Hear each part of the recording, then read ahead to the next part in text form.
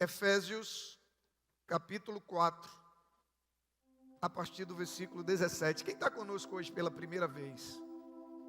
Tem alguém conosco hoje pela primeira vez? A Aniele aqui que está acompanhando a minha irmã também está aqui, que mora em Cruzeiro, mas já esteve conosco outras vezes. Seja bem-vinda, sejam bem-vindas. Mais alguém lá também, glória a Deus lá também. Olha ali, quanta gente hoje, quantos convidados. Seja muito bem-vindo, aplauda o Senhor pela vida dessas pessoas. Seja bem-vindo, você, sua casa, sua família. É um privilégio podermos receber você e a sua família. Efésios capítulo 4, a partir do versículo 17, diz assim a palavra: assim eu digo a vocês, e no Senhor insisto, que não vivam mais como os gentios, que vivem na inutilidade dos seus pensamentos. Eles estão obscurecidos no entendimento e separados da vida de Deus por causa da ignorância em que estão, devido ao endurecimento do seu coração. Tendo perdido toda a sensibilidade, eles se entregaram à depravação, cometendo com avidez toda espécie de impureza. Todavia, não foi isto que vocês aprenderam de Cristo. De fato, vocês ouviram falar dele e nele foram ensinados de acordo com a verdade que está em Jesus. Quanto à antiga maneira de viver, vocês foram ensinados a despir-se do velho homem, que se corrompe por desejos enganosos, a serem renovados no modo de pensar e a revestir-se do novo homem, criado para ser semelhante a Deus em justiça e santidade provenientes da verdade. Versículo 25. Portanto, cada um de vocês deve abandonar a mentira e falar a verdade ao seu próximo, pois todos somos membros de um mesmo corpo. Amém? A gente percebe aqui uma advertência, uma instrução que é dada ao povo de Deus. É uma palavra que vem para aqueles que já conheciam a verdade, mas ao mesmo tempo também é uma palavra que alcança aqueles que não ainda conhecem, porque revela o que a verdade produz em nós, quando ela verdadeiramente encontra um lugar no nosso coração para frutificar. O texto diz: assim eu digo a vocês, e no Senhor eu insisto. Paulo, ele está falando da parte de Deus. Ele diz: pelo Senhor, no Senhor eu não somente peço, mas eu insisto que vocês não vivam mais como os gentios, que vivem na inutilidade dos seus pensamentos. Ele está dizendo: vocês agora, o que se espera de vocês é uma nova maneira de viver, uma maneira que não é mais conduzida pela inutilidade dos seus pensamentos, não.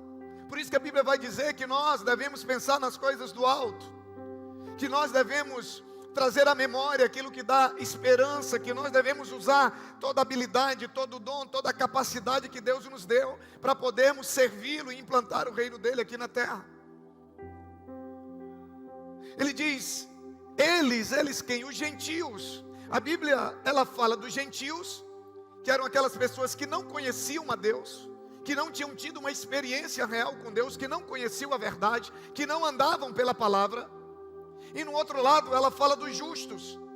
Não que nós sejamos justos em nós mesmos, mas a partir do momento que nós deixamos Cristo se tornar o nosso Senhor, a Bíblia diz que nele nós somos justificados. Ele é a nossa justiça. Então ele fala dos gentios, que é o mesmo ímpio, e ele fala do justo. E ele diz: eles, se referindo aos gentios, estão obscurecidos no entendimento e separados da vida de Deus por causa da ignorância em que estão. Ignorância não no sentido de falar, de tratar, não, mas ignorância no sentido da falta de conhecimento. Só tem uma coisa que pode nos trazer luz e entendimento, é o conhecimento da palavra. Por isso que a Bíblia diz que a palavra é lâmpada para os nossos pés e é luz para o nosso caminho. Ou seja, sem lâmpada, sem luz, a gente anda no escuro, a gente não sabe para onde vai, a gente fica perdido. Ele diz, eles estão perdidos, estão com seu entendimento obscurecido, eles não conseguem enxergar por causa da ignorância, por causa da falta de conhecimento. E o outro motivo, devido ao endurecimento do seu coração. Porque tem muita gente que está perdido porque não conhece a palavra. Mas tem muita gente que está perdido não porque não conhece, mas porque não dá ouvido à palavra, porque não crê, porque não confia, porque o coração é duro e a palavra em terra dura, ela não vai frutificar. E o coração endurecido impede que essa palavra gere fruto, impede que essa palavra prospere no coração da pessoa e traga a mudança de vida que a palavra deveria trazer.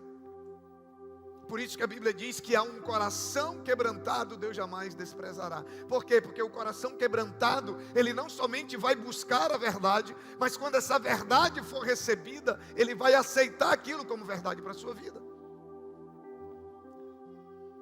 Ele diz, eles perderam toda a sensibilidade e se entregaram à depravação, cometendo com avidez toda espécie de impureza. E aí ele passa a dar o conselho, ele diz, todavia, não foi isso que vocês aprenderam de Cristo.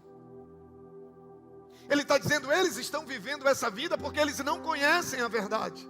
Agora vocês não.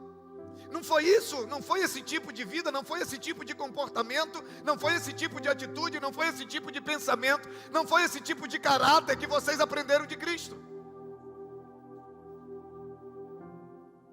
Ele diz, vocês ouviram falar dele e foram ensinados de acordo com a verdade que está em Jesus. Queridos, num mundo onde tudo é relativo, a gente precisa ter uma verdade. Só existe uma verdade para quem é cristão. É a verdade que está em Jesus. Não é a minha verdade, não é a verdade do pastor Rides, não é a verdade do pastor Dera, não é a verdade do Fernando, não. É a verdade que está em Jesus. E a Bíblia diz que Jesus é a palavra. Sabe qual é o problema? É que a gente está cheio de verdades. A gente está cheio de opiniões, a gente está cheio de achismos, e aí a gente vai vivendo a nossa vida da maneira que a gente acha melhor, da maneira que é mais confortável para nós, a gente vai se adequando, sabe? A gente vai se amoldando, a gente vai se ajeitando, dando um jeitinho aqui, outro ali, para viver a vida segundo a nossa própria verdade. O Evangelho não permite adequações. A Bíblia diz que tudo aquilo que passar, que vier além do que está no Evangelho, seja considerado anátema, ou seja, maldito.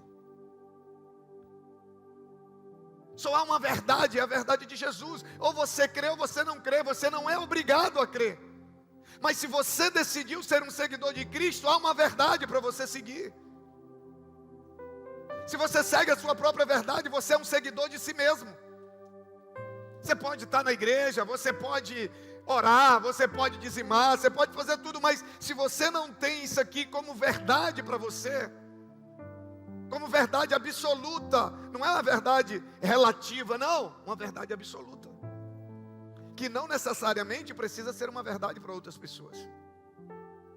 Quem não quer ter como verdade, a gente tem que respeitar, até porque a verdade que nós cremos nos fala da tolerância, nos fala da liberdade.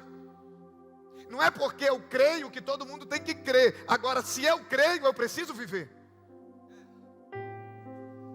O problema é que às vezes a gente está mais preocupado em que o outro viva a verdade, quando na verdade nós era para estarmos preocupados de que maneira nós estamos vivendo a verdade. É por isso que a Bíblia vai dizer que às vezes tem uma trave no nosso olho e a gente está querendo tirar um cisco no olho do irmão. E Paulo, ele está falando para ele diz, vocês não, vocês aprenderam algo diferente. Eles podem viver assim, vocês não. Vocês conheceram uma verdade que está em Jesus. Aí ele diz, quanto à antiga maneira de viver, vocês foram ensinados a despir-se do velho homem.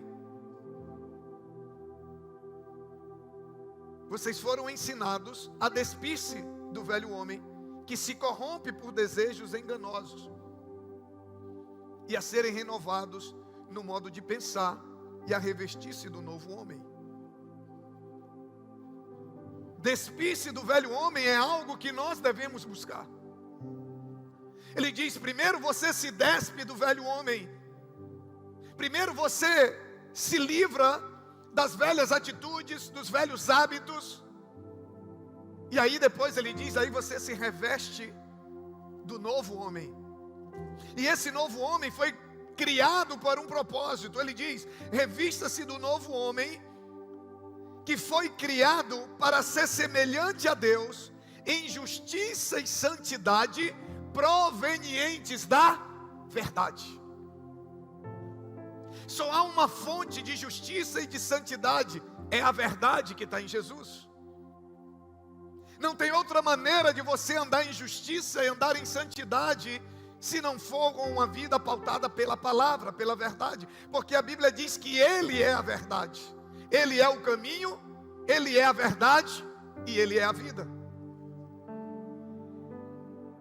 A Bíblia diz que no princípio Ele era o verbo, Ele era a palavra, e o verbo se fez carne e habitou entre nós, e deu a sua vida, para que eu e você pudéssemos agora viver a vida que Ele tem para nós. É dessa verdade que Ele está falando. Não é de uma verdade abstrata, não, é de uma verdade que Deus personificou na vida do seu Filho, e veio, nasceu, viveu e morreu, e ressuscitou. E porque Ele está vivo, nós podemos viver essa mudança e essa transformação de vida.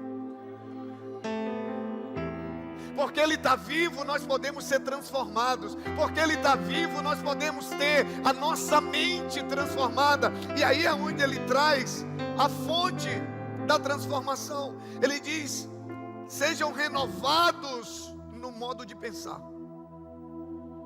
Às vezes a pessoa está dizendo: muda de vida, muda de vida, muda de vida, muda de comportamento. Deixa eu te falar uma coisa: se você não mudar a tua maneira de pensar, teu comportamento nunca vai mudar. A maior batalha da nossa vida é travada na nossa mente. A maior batalha a ser vencida é travada na nossa mente. Se você não mudar a tua maneira de pensar, os comportamentos, as atitudes que mudam, sem que seja consequência de uma mudança de mentalidade, elas não se sustentam. Uma mudança que acontece por medo, por obrigação, para agradar alguém, ela tem prazo de validade. Mas uma mudança que começa, que acontece na mente, que é isso que a Bíblia chama de conversão, que no original é metanoia, que quer dizer meta, mudança, noia, mente. Quando há uma mudança de mente, é impossível não ter uma mudança de comportamento. É impossível. Você pode até mudar comportamento sem mudar a mente, só que não se sustenta. Mas é impossível a tua mente mudar e teu comportamento não mudar. É por isso que ele fala do conhecimento. É por isso que a Bíblia vai dizer que conhecereis a verdade e a verdade vos libertará. Conhecereis a verdade e a verdade vai te transformar.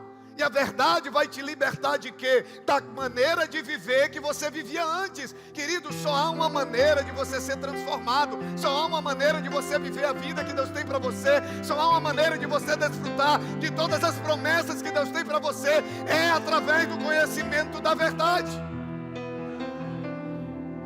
Não adianta você ficar tentando mudar sozinho, que você não vai conseguir. Mudança de natureza, mudança de mentalidade, só o Espírito Santo, mediante a palavra, produz. Só. Para de querer ficar convertendo as pessoas, que você não foi chamado para isso. Você foi chamado para pregar o Evangelho. Você foi chamado para falar do amor de Cristo. Você foi chamado para amar as pessoas. Quem convence do pecado, da justiça e do juízo chama-se Espírito Santo. E ele age mediante a palavra que é pregada. Aleluia!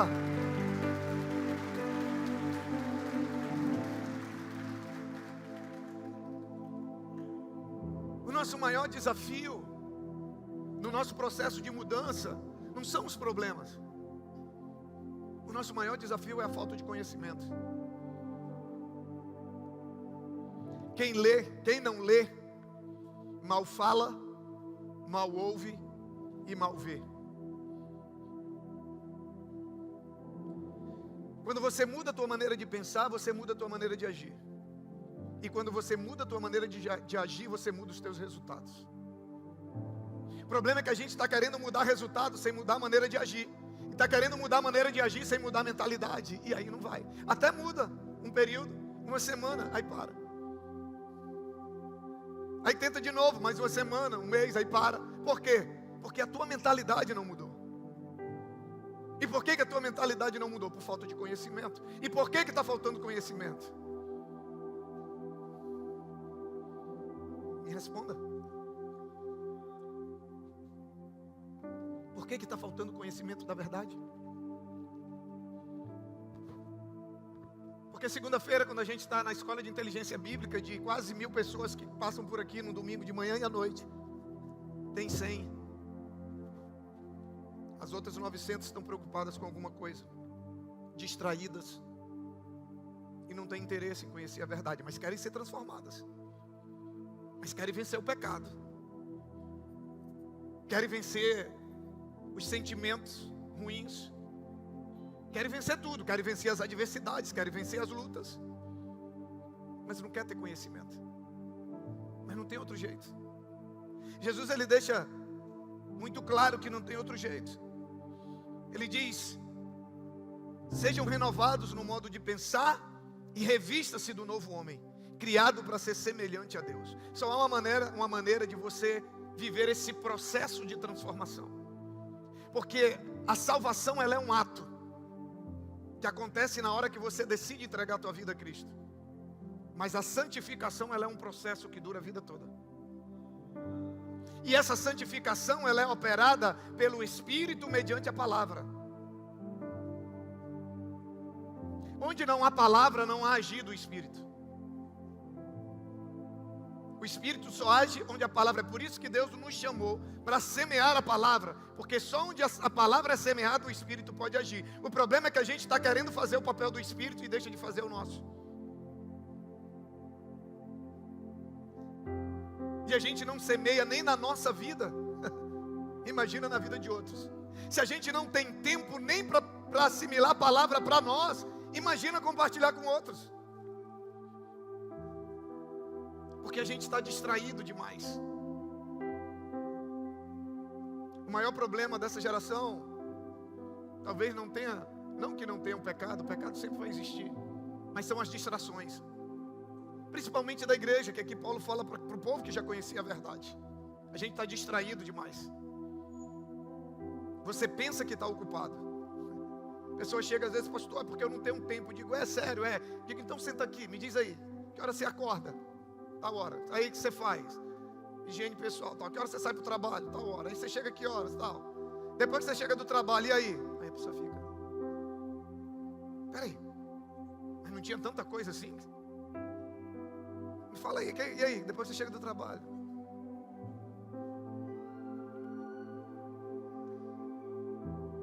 Tem outros que dizem: aí, que hora você acorda? 10 horas, cedinho. Eu lembro do Jackson, o testemunho do Jackson. Eu nunca esqueci.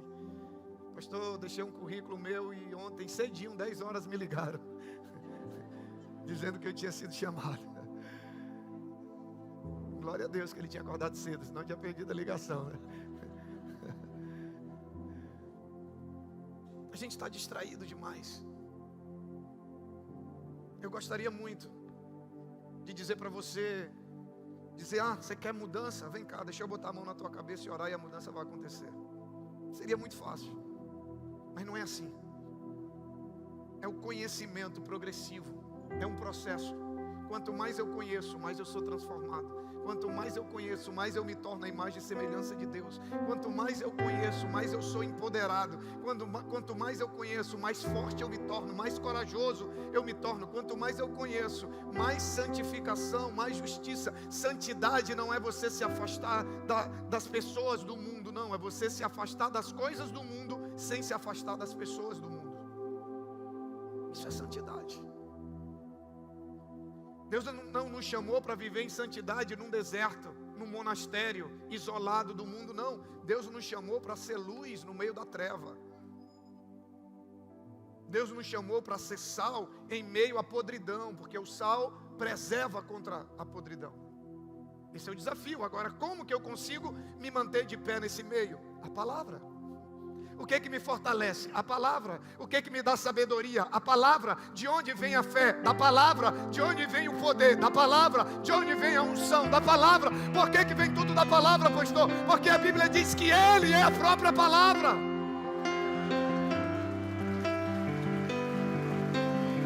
Você quer viver com Ele, mas não quer viver com a palavra, e não bate.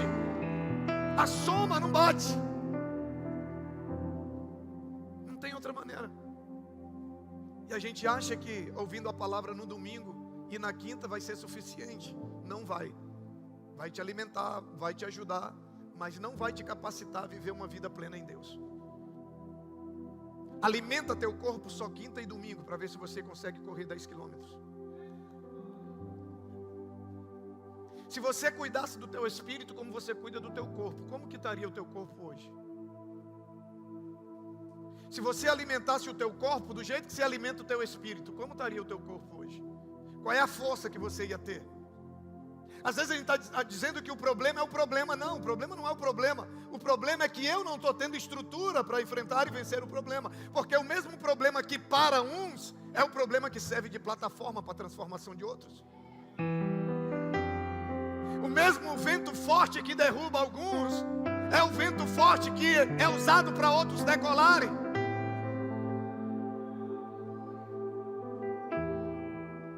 Agora, de onde vem essa força? Vem dele, vem da palavra.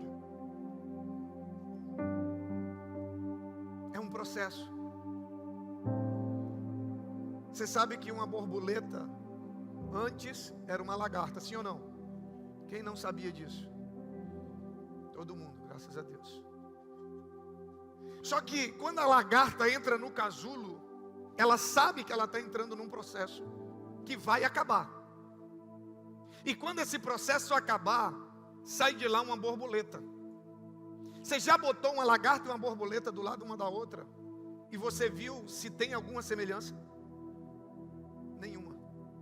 O processo de transformação é completo. Você pega uma borboleta e uma lagarta, você nunca vai dizer que aquela borboleta um dia foi lagarta. Por quê? Porque foi um processo de transformação completo. É disso que Paulo está falando. Ele está dizendo de vocês, não. Quanto à maneira antiga de viver, quanto ao jeito antigo de ser, isso já ficou para trás. Agora é uma nova maneira de viver. A lagarta, ela não sai do casulo uma lagarta melhor, uma lagarta aperfeiçoada, uma lagarta atualizada. Não, ela sai uma borboleta que não tem nada a ver com a natureza da lagarta. Quem está me entendendo? O que o Evangelho produz, o que o Evangelho verdadeiro produz na minha vida e na sua vida, é uma mudança completa, é uma transformação de mentalidade, é uma mudança de princípios, de valores, que termina numa mudança de comportamento. Cristo não morreu na cruz para ajustar a tua vida mais ou menos, não. Ele morreu e ressuscitou para transformar a tua vida por inteiro. O preço foi muito alto. O preço que ele pagou foi muito alto. E hoje é dia de Santa Ceia, é dia de relembrar o preço que ele pagou. Você acha que Deus ia dar a vida do único filho dele na cruz? Você acha que Cristo ia aceitar morrer, sofrer tudo que ele sofreu na via dolorosa, por mim e por você, para que a gente vivesse uma vida mais ou menos? A Bíblia diz que Cristo veio para trazer vida e vida em abundância. Agora essa vida em abundância, ela começa a partir da minha mudança de mentalidade, que só vai acontecer através da palavra. É esse o caminho. E a mudança é completa. Eu não sei se você já ouviu isso, eu já ouvi. Depois de um tempo, né? Porque as pessoas assim, quando você muda para pior, rapidinho as pessoas falam. Mas quando você começa o processo inverso, leva um tempo, né? Leva um tempo. Mas eu já ouvi muitas vezes assim, dizer, cara, eu não conheço esse Marquinho aí. Eu ouvi recentemente de um amigo que converteu aqui, está com 6 meses, ele foi visitar a família em Goiânia, e ele falou assim, pastor, Os meus amigos, meu pai e minha mãe falaram: eu não conheço essa pessoa. Você se olha no espelho, você se vê igual. Mas quem olha para você já sabe que você não é mais o mesmo. Quem convive com você pode até não ter ainda a coragem de reconhecer que alguma coisa já mudou em ti, mas ele já sabe.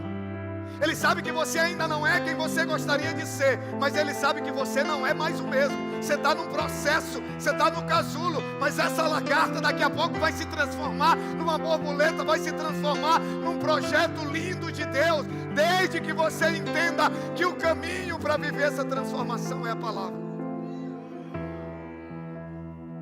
É a palavra. Não tem outro jeito.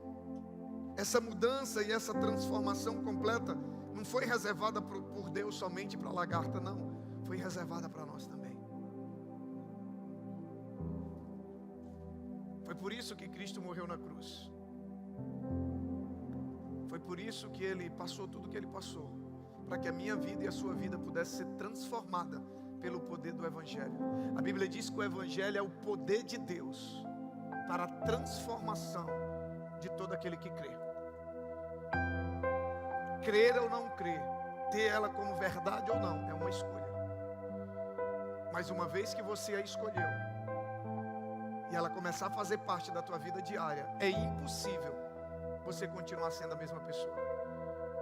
E quando nós não entendemos essa necessidade de transformação, a nossa vida entra em ciclos repetitivos. A gente recomeça, mas recomeça cometendo os mesmos erros. É por isso que Jesus olha para aquela mulher adúltera, que foi pega em adultério, e os religiosos trazem até ele. Depois de tirar os religiosos de tempo, que queriam acusá-lo, Jesus olha para aquela mulher e diz assim: agora vá e não peques mais. Ele está dizendo: agora vá e faça diferente. Agora vá, porque você me conheceu, e você tem agora condições de viver uma vida diferente. Eu posso gerar em você uma nova vida. Mas a fonte dessa transformação é a palavra, que no final da história é o próprio Cristo.